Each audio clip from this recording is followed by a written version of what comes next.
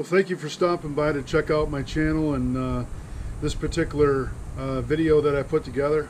It's been a while since I've gotten some content uploaded, but I'm finally back at it and going to work really hard to have content uploaded on a regular basis. I have a lot of video footage that I've been compiling, but I found about a year ago that my 10-11-year-old laptop was not powerful enough to operate the video editing software I use.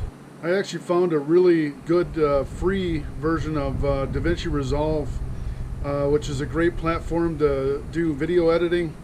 I've used Adobe Premiere and had a hard time with it, but DaVinci Resolve is about as easy to use as iMovie. But I have a PC, so I can't run iMovie on it, but on my iPhone I do a lot of quick video editing on my phone, but for my PC, DaVinci Resolve is a great resource.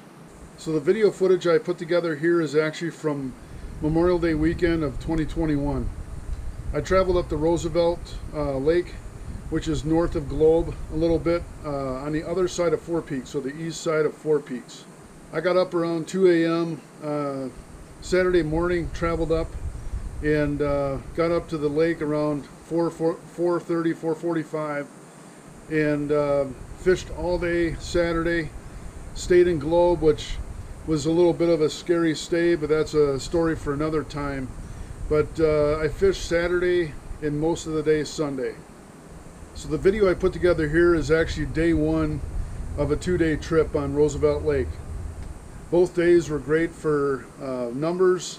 Not great for size, but caught a lot of fish and a lot of different patterns, tactics, lures, and I'll go into that kind of in the video. But have a lot of good fishing footage and some nice scenery behind me. I'll have product descriptions of what I use down below in the description of the video. And as always, if you have any questions or comments, I'll leave my contact information at the end of the video, and I'll put it in the description as well. If you like what you see on my channel, please feel free to like and subscribe. And like I said, I'm going to be working diligently to have video footage uploaded on a regular basis. Also going to start putting some YouTube shorts on the channel. Just tips of the week, little fishing hacks, guide hacks, things like that. Hopefully it'll be useful information. But thank you for stopping by. Enjoy the video.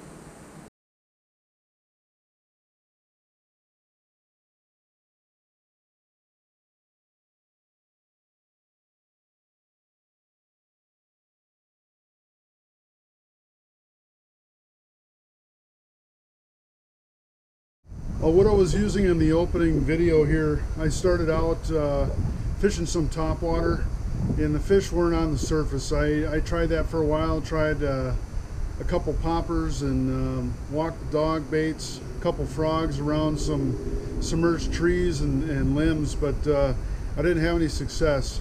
So I started casting an underspin around all the trees and the wood and mixed rock. And what I did is I actually would just cast this out, and I was only casting up to about 2-3 feet of water, and I would let it fall slightly and just reel it in real slow, almost like you were fishing a spinnerbait through the trees, submerged trees. Worked really well.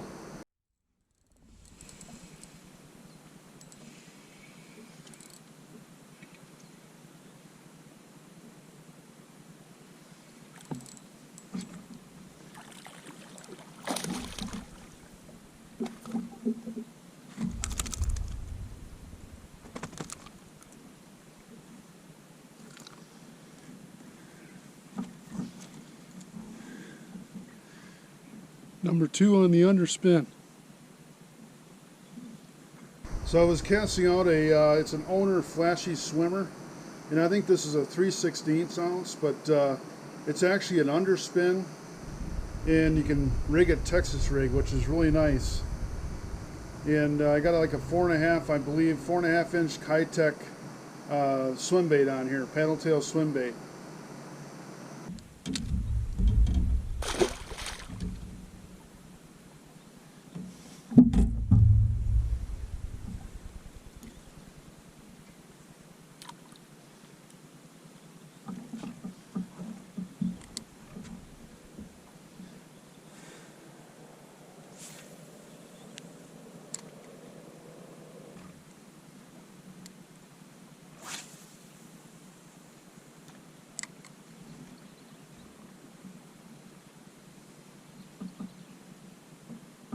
Yeah, I took some time and actually cast out a chatterbait as well, and this produced about as well as a spinnerbait or the underspin. Yeah, what I have on the back of this for a trailer is a Hogfarmer. You can see it's just a straight tail, and I like that is it doesn't take away from the blade action, the vibration. If I do put a paddle tail on, I'll put the paddle tail on right side up, so it'll actually be angled this way instead of this way. It won't take away from the action of the blade, and you'll still have the maximum vibration when you reel it in.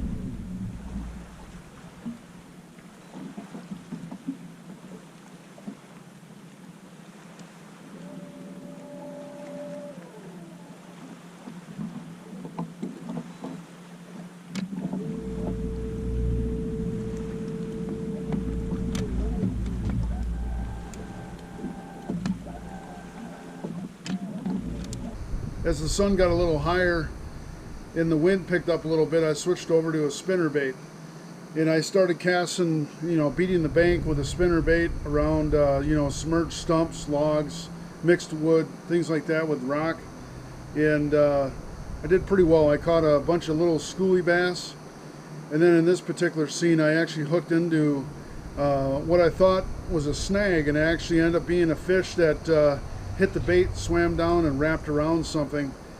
And I actually managed to get the fish loose, reeled him into the boat. It was a nice, probably a 3-4 pounder. It was probably one of the nicest fish I had on all weekend.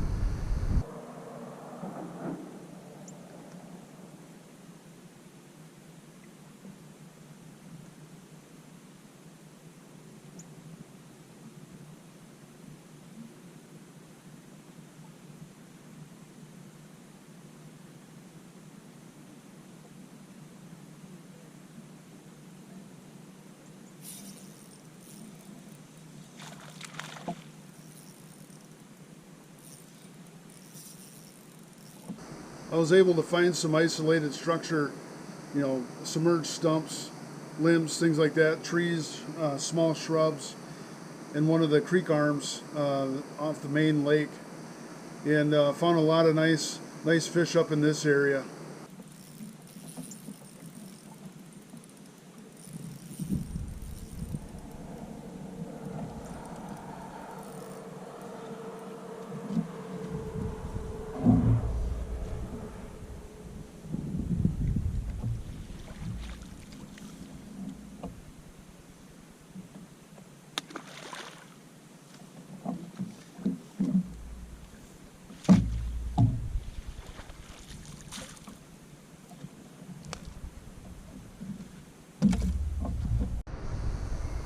So a little later, as the sun got higher and higher, I started drop shotting more. The bite softened up, so I had to change gears and go to more of a finesse presentation.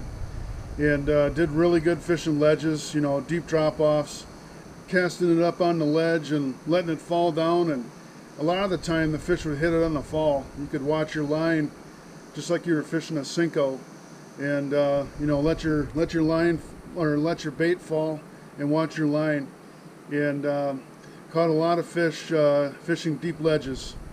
One of the most productive baits I fished with that day was 13 Fishing Vertigo Minnow. It looks like a miniature fluke, but works really good on a drop shot rig. As you can see, it's got a swim bait profile, but it's kind of flat, almost like a Dream Shot, Strike King Dream Shot. But I got some sparkle and purple. This is one of the colors I use. There's another color that's kind of an aqua green, looks like almost like green pumpkin, maybe a little bit of watermelon flake in the water. But I think this is about 3 inches long, but I caught a lot of my fish on this bait, fishing a drop shot about 18-inch lead off the bottom. 2 other baits I did really well on the drop shot. It depended on the depth of the water and if I was behind a cliff or a rock face, or if I was in direct sun. But 5150 worm, just a straight worm. This is a 6-inch morning dawn, and these worked really good too, especially when the sun came out, real bright sun. And I'll actually dip these in some chartreuse dye, garlic dye, and I believe it's called Spike It, but just about, you know, an inch and a half on the tip of the worm. That little bit of color seems to help. When the bite got a little tougher, you know, I would downsize. This is only a 4 1/4 inch, but it's a curly tail worm. A little bit more action with the worm, and this is actually 3 Ps for the color. But local company here in Arizona. I like to support local when I can, but these 5150 worms, they definitely have an odor to them that smells like a fishy Italian restaurant. They definitely have some garlic in them, and I think that definitely produces more bites. Another great bait to fish on drop shot are Powerbait straight moneys. These are 5 inches long, and they're essentially a straight worm. They're real similar to the 5150 worms, but slightly different colors. This is margarita red, and they have a green pumpkin, chartreuse with a red flake, a lot of different colors, but I tend to go towards the purples and morning dawn, oxtail red, red plum, green pumpkin. Stick with fairly natural colors, but fishing certain depths where the sun is, light refraction, things like that, they all have factors on what colors I use.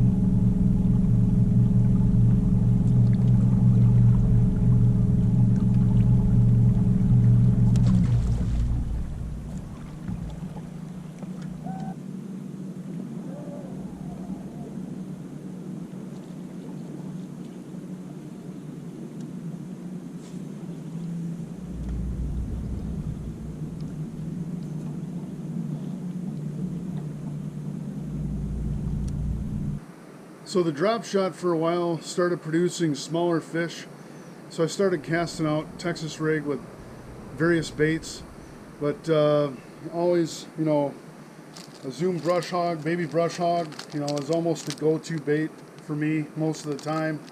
For creature baits, Zoom makes one, it's called a baby Christie Critter, and it looks a lot like a baby brush hog. It's a little softer plastic. Sometimes only a 1 or 2 fish use on these, but when it's a tougher bite, having a softer plastic, they tend to hang on a little better.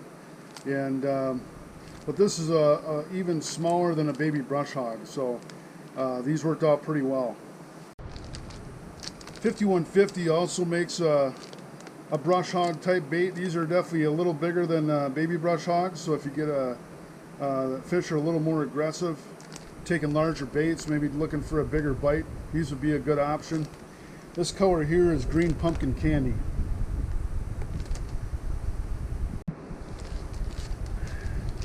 Yeah, a little later in the day, I'd say mid-afternoon to late afternoon. I just switched it up a little bit. You know, I was getting bit on the brush hog type baits, but I switched over to Rocket Craws. These are old Havoc, but I think now they're Powerbait Rocket Craws. But same thing. This is probably one of my favorite colors. It's a watermelon purple fleck. These actually look pretty good in the water. Sometimes I'll trim a little bit of the tentacles off and get a little more of a compact profile. I'll cut the back end of the bait off here a little bit, but yeah, this is one of my go-to baits too for Texas rig. Another nice compact craw bait that I use are Strike King Rage Tails. These are 3-inch baits. A little smaller profile when the bite gets a little tough. These are real good on jigs too, finesse jigs as a trailer. Yeah, in addition to fishing a Texas rig, I switched over to jig for a while, especially where I had a substantial amount of wood and rock combination, you know, with a deeper drop off. But I switched over to fishing a jig. Here, this is a structure jig. I believe it's a Strike King jig, and just put a craw trailer on there. I believe that's a Pit Boss, smaller Pit Boss that I trimmed down. Yeah, fishing the jig, I would flip it or pitch it up into the wood and slowly drag it, hop it on the bottom a little bit, and got a lot of short hits, but I stuck with it for a while. Stuck a few fish with the jig, but I ended up switching over to the Texas rig a little more. I think the slower fall, not pegging the weight and letting the bait fall far past the weight, having that slower fall I think was beneficial, and definitely got me more bites.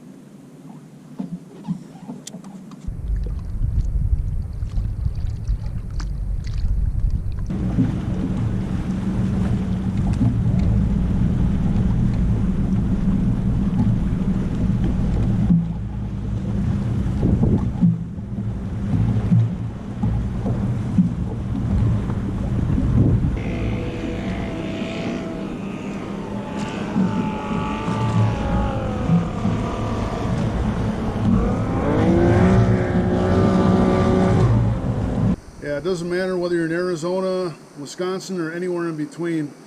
It seems to be a reoccurring problem on lakes, especially lakes closer to the city, with boaters not knowing the etiquette of how far away you should be from a fisherman or even another boater.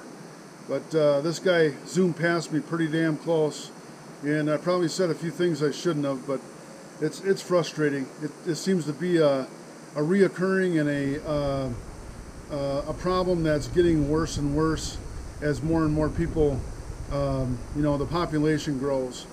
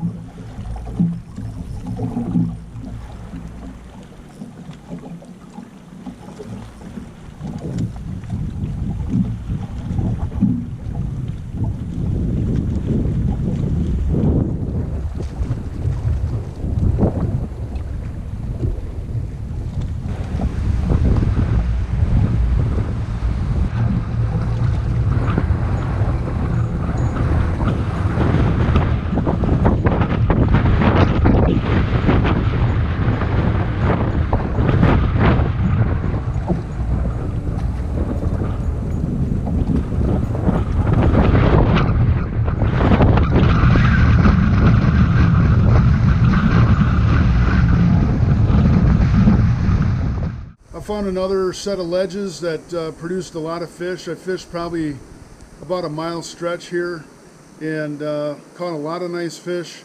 In the wind, you can see the wind was pounding pretty good. The waves from the boats were rocking and rolling, but it was a good area to fish. Produced a lot of nice catches.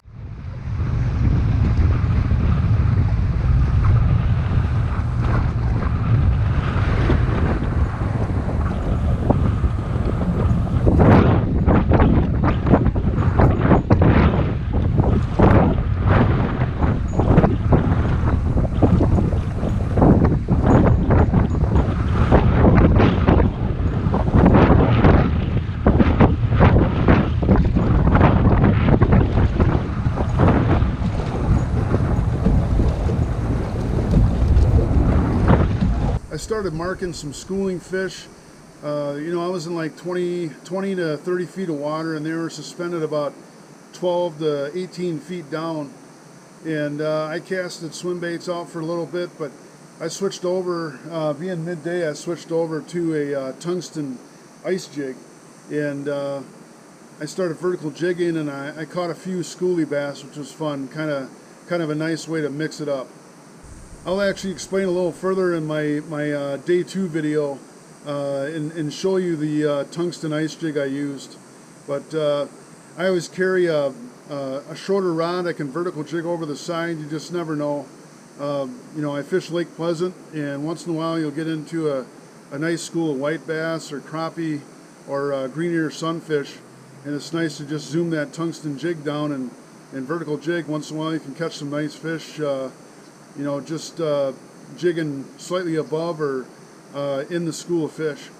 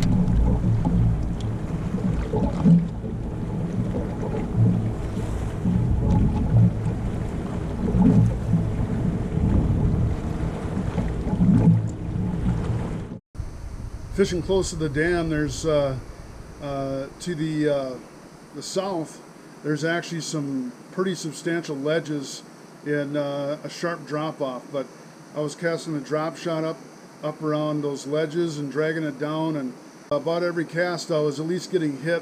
A lot of the time I was hooking up on a fish, and they were short biting it a little bit. I had a couple come off, but this was another good area where I got into a lot of fish in a short amount of time.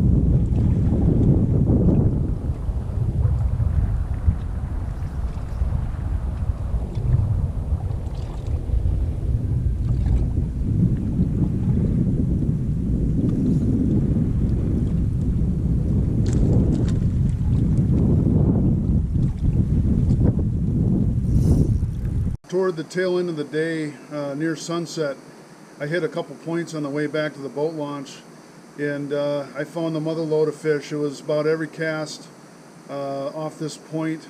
Had a couple other points I was fishing, just casting up and dragging a drop shot down. I also casted some Texas rig up in there, and definitely found a good spot here.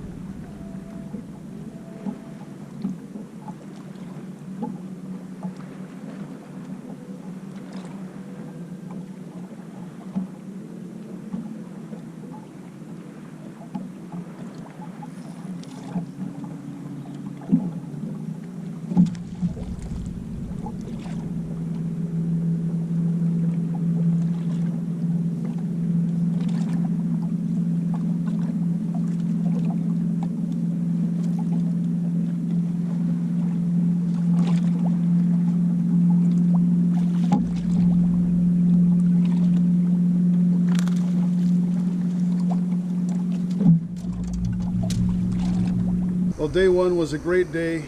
I really enjoyed my time out there. It was warm. I think it was about 108, 110 midday. I took a little break, went to the marina, and got a couple drinks and a bite to eat, and snuck under a couple bridges and sat in the shade for a while just to cool down. But all in all, day one was a great day on Roosevelt Lake.